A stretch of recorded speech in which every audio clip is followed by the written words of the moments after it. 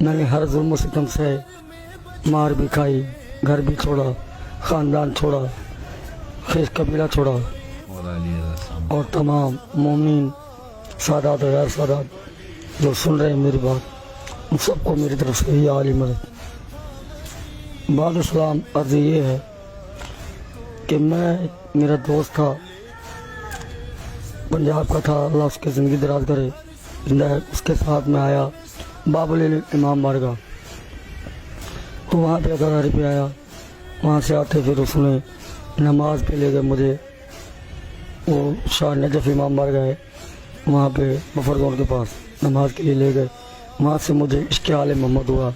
میں نے ہر ظلم و ستم سے مار بھی کھائی، گھر بھی چھوڑا، خاندان چھوڑا، خیش قبیلہ چھوڑا، فقط اس لیے علی ولی اللہ۔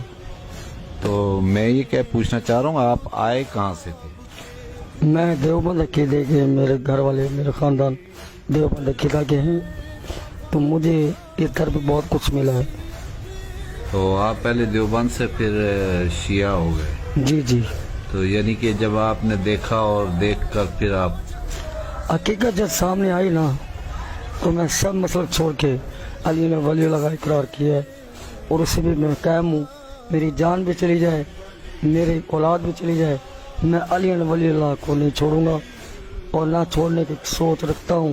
قبر میں بھی جاؤں گا تو علی ولی اللہ کے ساتھ ہی جاؤں گا، اور میری آنے والی اولاد کے آپ لیے۔ اپنا پورا نام بتائیں، لوگوں کو پتہ چلے۔ میرا نام خلیل احمد ہے۔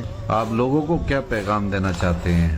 لوگوں کو یہی کہوں گا، اگر حق کا راستہ ہے تو صرف علی ولی اللہ ہے، شیعہ ہے یا سنی ہے، کوئی بھی ہے، ایکس ٹو زیڈ، علی ولی اللہ کے بغیر زندگی ادھوری ہے، کچھ بھی نہیں، جو کچھ ہے ولا علی ہے، ولا علی بغیر کچھ نہیں۔ خاندان کی بات یہ ہے، جو میرے خاندان ہے، میں تو یہ دعوت دیتا ہوں کہ آؤ علی ولی اللہ پڑھو، اقرار کر لو، زندگی سنور جائے گی۔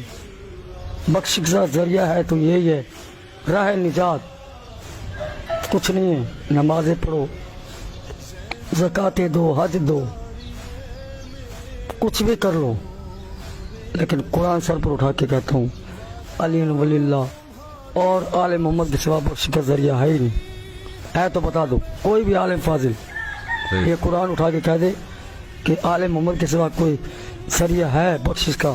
تو یہ خلیل احمد صاحب ہے جو دیوبند تھے اور شیعہ ہوئے، تو ان کو میں اپنی طرف سے سلام پیش کرتا ہوں، محمد آل محمد ان کے خاندان پر، اور ان پر رحمتیں نازل فرمائے، اور ان پر تمام اپنا رحم کا فضل فرما کے رکھیں۔